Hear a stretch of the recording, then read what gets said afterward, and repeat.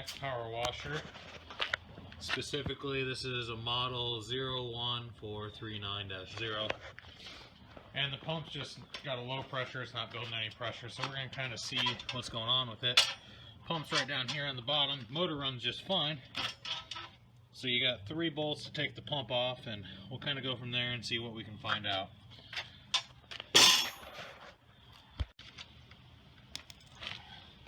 These are 13 millimeter on this pump at least.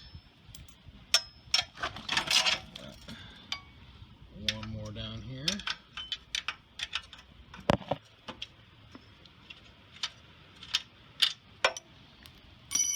And then the pump just kind of wiggles off of there. Just got a keyway in there that holds it with the pump. Okay, so I've gone through this whole pump. You know, it doesn't really show any signs of leaking anywhere. But what I found is I've done a little bit of research online, and this unloader right here, I've heard that it can get weak over time, and then the spring that's in here will cause it just to always, you know, bypass and not build any pressure. So that's what we're going to do right now, is going to take that part out. Okay, so I got my pry bar under there just by tapping it with a hammer just to get it under there.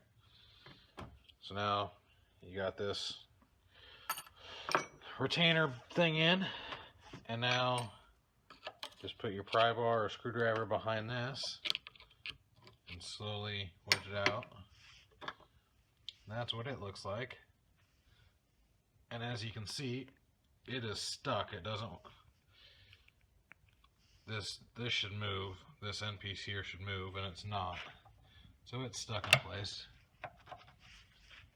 So we got that freed back up. It's moving pretty good. Check the O-rings on here before you put it back in. Those look okay. Probably clean it up just a little bit, get all the gunk and debris off of there, and put it back in. So okay, we just wiped it off really quick and oiled up the O-rings just so they slide in here nicely.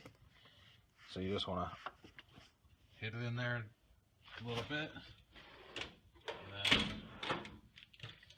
just to make sure it's seated all the way, I'm going to take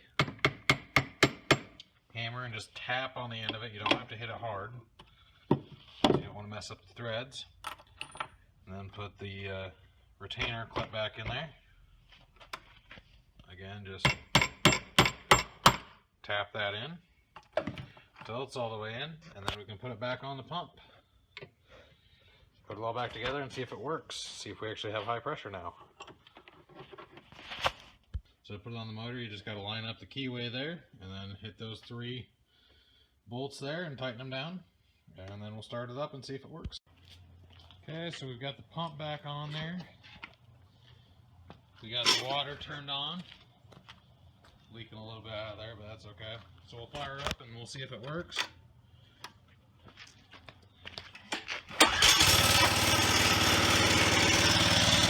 See if we have any high pressure now. Oh yeah, a lot better than that.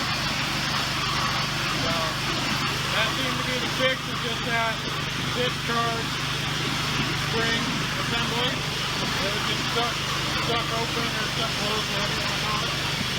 So as soon as that's free moving, you now have pressure. Pretty simple fix.